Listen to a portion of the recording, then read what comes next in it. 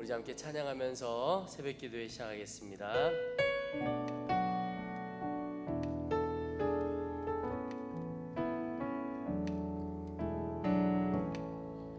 하늘의 문을 여소서, 이곳을 주목하소서. 주를 향한 노래가 꺼지지 않으니 하늘을 열고 보소서. 이곳에 임재하소서. 주님을 기다립니다. 기도의 향기가 하늘에 닿으니 주여 임재하여 주소서.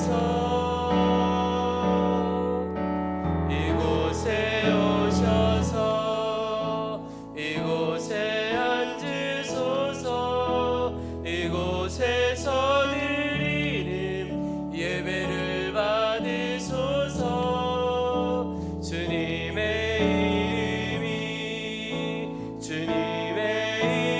이름만이 오직 주의 이름만 이곳에 있습니다.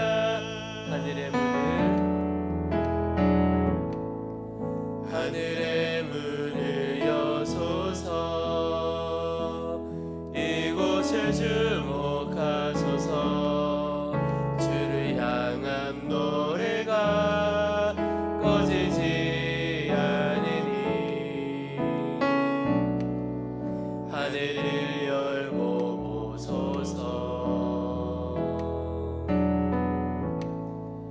이곳에 임재하소서. 주님을 기다립니다. 기도의 향기가 하늘에 닿으니 주여 임재하여 주소서. 이곳에 오셔서 이곳에 앉으소서. 이곳에서 드리는 예배를 받으소서. 주님의 이름만이 오직 주의 이름만 이곳에 있습니다. 이곳에 오셔서 이곳에 앉으소서. 이곳에서 드리는 예배를 받으소서. 주님의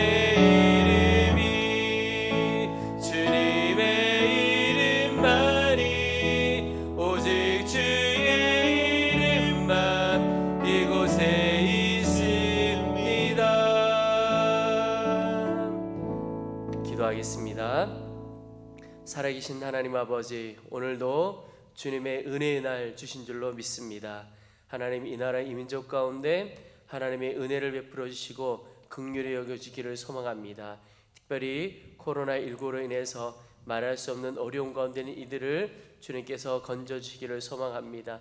하나님, 이 질병이 다 떠나가게 도와주시고 치료의 역사가 이 땅 곳곳에 충만히 임하도록 도와주옵소서. 이를 위해서 섬기고 수고하고 헌신하는 모든 이들 가운데 힘과 지혜와 능력을 더하여 주옵소서. 온 국민이 주 안에서 한마음이 되어 이 어려움을 능히 이겨갈 수 있도록 도와주옵소서. 하나님, 또한 우리 사랑하는 성도들을 축복합니다. 오늘도 어디에 있든지 무엇을 하든지 주의 손 붙들고 승리의 삶을 살도록 도와주시고 주의 능력으로 사는 귀한 은혜 하루 되어지도록 도와주옵소서. 염려와 걱정이 저들에게서 떠나가게 도와주시고 하나님, 오직 하나님의 능력 가운데 기뻐하며 감사하며 사는 복된 하루 되어지도록 도와주옵소서. 감사합니다. 우리 사랑하는 모든 성도들의 가정 또 기업 일터 위에도 하나님의 크신 은혜 더하여 주시옵소서. 예수님의 이름으로 감사하며 기도합나이다. 아멘. 우리 이제 말씀을 보겠습니다. 요한복음 19장 28절에서 37절까지의 말씀을 보겠습니다. 요한복음 19장 28절에서 37절까지의 말씀 제가 봉독하겠습니다. 그 후에 예수께서 모든 일이 이미 이루어진 줄 아시고 성경을 응하리 하사 이르시되 내가 목마르다 하시니 거기 신 포도주가 가득히 담긴 그릇이 있는지라. 사람들이 신 포도주를 적신 해면을 우슬초에 메어 예수의 입에 대니 예수께서 신 포도주를 받으신 후에 이르시되 다 이루었다 하시고 머리를 숙이니 영혼이 떠나가시니라. 이 날은 준비리라. 유대인들은 그 안식일이 큰 날이므로 그 안식일에 시체들을 십자가에 두지 아니하려 하여 빌라도에게 그들의 다리를 꺾어 시체를 치워 달라 하니 군인들이 가서 예수와 함께 못 박힌 첫째 사람과 또 다른 사람의 다리를 꺾고 예수께 이르러서는 이미 죽으신 것을 보고 다리를 꺾지 아니하고 그중 한 군인이 창으로 옆구리를 찌르니 곧 피와 물이 나오더라. 이를 본 자가 증언하였으니 그 증언이 참이라. 그가 자기의 말하는 것이 참인 줄 알고 너희로 믿게 하려 함이니라. 이 일이 일어난 것은 그 뼈가 하나도 꺾이지 아니하리라 한 성경을 응하게 하려 함이라. 또 다른 성경에 그들이 그 찌른 자를 보리라 하였느니라. 아멘. 오늘도 하나님의 은혜 가운데 복된 하루 되시기를 주의 이름으로 축원합니다. 오늘 본문 말씀은 예수님께서 십자가에서 돌아가시기 전에 하신 두 말씀이 나오는 본문입니다. 하나는 내가 목마르다라고 하는 말씀이고 또 하나는 다 이루었다라고 하는 말씀입니다. 오늘 먼저 목마르다고 하는 말씀인데요. 예수님께서 십자가에서 겪으신 고통이 한두 가지가 아니었을 것입니다. 그런데 왜 하필 이 목마름만 호소하셨을까? 저를 묵상하는 중에 주님께서 지금 우리에게 묻고 계시다고 느껴졌습니다. 너는 도대체 무엇에 목마른 사람인가 하는 질문입니다. 무엇에 목마른지에 따라 그 개인은 물론 그가 속한 공동체 또 그가 속한 나라와 민족의 역사가 달라진 것을 볼 수가 있습니다. 자유와 정의에 목마른 사람들을 의해서 나라들이 민주적으로 세워진 경우도 많습니다. 여러 나라에 피 없이 일어난 혁명들 또 피로 일어나는 혁명들도 있지요. 독립에 대한 갈망을 가진 이들로 인해서 우리나라가 지금 독립을 누리고 있습니다. 영적인 목마름, 죄와 구원의 문제에 대한 목마름을 가졌던 이 마틴 루터에 의해서 종교개혁이 일어나게 되었고 독일뿐만 아니라 세계 역사의 흐름이 바뀌는 일이 벌어지게 된 것입니다. 사람들은 모두가 다 목마름을 다 가지고 있습니다. 그 목마름을 해결하려고 어떤 사람은 돈을 가지려고 하고 어떤 사람은 명예를 가지려고 하고 어떤 사람은 건강 또 권력 이런 것들을 가지려고 합니다. 더 많이 가지면 또 더 높은 곳에 올라가면 이 목마름이 다 해결될 것으로 생각을 합니다. 그러나 실제로 더 많이 가져보고 더 높은 곳에 올라간다고 이것이 해결되지 않는다는 것을 깨닫게 됩니다. 왜냐하면 우리에게는 근본적인 목마름이 있기 때문에 그렇습니다. 바로 영적인 목마름입니다. 이 영적인 목마름이 해결되지 않으면 보통 칭찬에 목을 메고 살아갈 때가 많습니다. 사람들의 평가가 중요합니다. 다른 사람들이 칭찬하면 우쭐하고 한마디 비난하면 분노하고 마음이 흔들립니다. 내가 얼마나 가지고 있느냐 다른 사람과 비교해서 그것이 참 중요한 문제로 다가올 때가 많습니다. 이 목마름이 해결되지 않으면 여전히 괴로운 인생을 살아갑니다. 우리가 가진 목마름 근본적으로 영적인 목마름입니다. 그 말은 하나님으로만 채워줄 수 있는 목마름이라고 하는 뜻입니다. 그래서 다윗은 그 인생에 참 말할 수 없는 어려움을 많이 겪었습니다. 고난이 그 인생의 전부다라고 해도 과언이 아닐 정도로 어려움을 겪었던 사람입니다. 그런데 그 말할 수 없는 어려움 중에서도 다윗은 주님만 갈망했습니다. 그가 죽음의 위협 가운데서도 생존이라든지 안전이라든지 부귀 영화, 세상 성공 이런 것 바라지 않았습니다.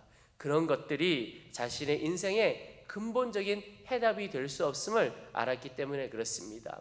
오직 하나님만이 그 인생의 해답인 것을 알았습니다. 그래서 그는 늘 하나님을 갈망하고 또 갈망했습니다. 그래서 다윗의 시편에 보면 하나님을 바라보고 갈망했다는 글들이 많이 나오는데, 대표적으로 시편 63편에 보면 하나님이여 주는 나의 하나님이시라. 내가 간절히 주를 찾되 물이 없어 마르고 곰핍한 땅에서 내 영혼이 주를 갈망하며 내 육체가 주를 앙모하나이다. 다윗은 늘 그 어떤 것보다도 하나님을 갈망하고 사모했던 사람입니다. 시편 42편에 보면 시편 기자 역시 똑같은 고백을 하고 있습니다. 하나님이여 사슴이 시냇물을 찾기에 갈급한 같이 내 영혼이 주를 찾기에 갈급하나이다.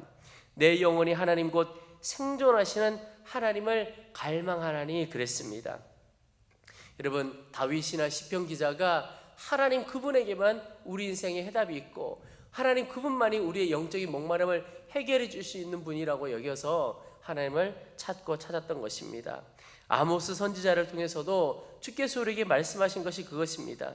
주 여호와의 말씀이니라. 보라, 날이 이럴지라 내가 기근을 땅에 보내리니 양식이 없어 주림이 아니며 물이 없어 가람이 아니요 여호와의 말씀을 듣지 못한 기갈이라 그랬습니다. 저는 제 자신을 위한 여러 가지 기도 제목이 있습니다. 그 중에 하나가 바로 주님을 향한 갈망을 위한 기도입니다.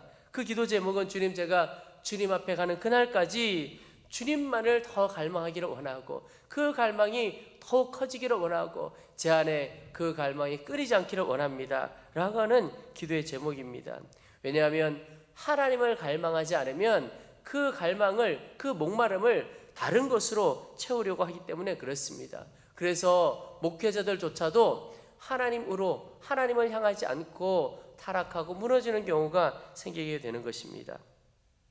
여러분, 우리가 가진 이 영적인 목마름 주님께서 해결해 주실 수가 있습니다. 그래서 요한복음에도 예수님께서 계속해서 말씀하시는 것이 그것입니다.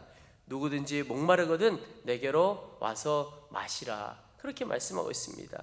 또 내게 오는 자는 결코 줄이지 아니할 터이요 나를 믿는 자는 영원히 목마르지 아니하리라. 우리의 영적인 목마름을 해결하는 길은 너무나 간단합니다. 생명의 근원 대신, 생수의 근원 대신 예수님께 나아가는 것입니다. 여러분, 주님은 이미 우리와 함께 계십니다. 그렇다면 이제는 그 생수의 근원 대신 주님을 바라보면 되는 겁니다. 주님 바라볼 때 우리는 줄이지 않게 될 것입니다. 주님의 목마름으로 우리는 생수의 강을 누리게 되었습니다. 주님께 나아가는 자, 주님을 바라보는 자는 모두가 다 생수의 강을 누릴 것입니다. 우리가 오늘 하루도 오직 주님만을 갈망하고 그래서 주님 주시는 생수의 강을 누리는 귀한 은혜가 오늘 우리 가운데 있기를 소망합니다. 또 하나 말씀해 보면 다 이루었다라고 하는 말씀입니다. 여러분, 이 말씀을 읽다가 여러분은 어떤 느낌이 드십니까? 저는 예수님께서 다 이루었다 이 말씀을 하시는 것이 목소리로는 작은 목소리일지 모르지만 너무나도 엄청난 외침이요 엄청난 선포구나 하는 것을 깨닫게 됩니다.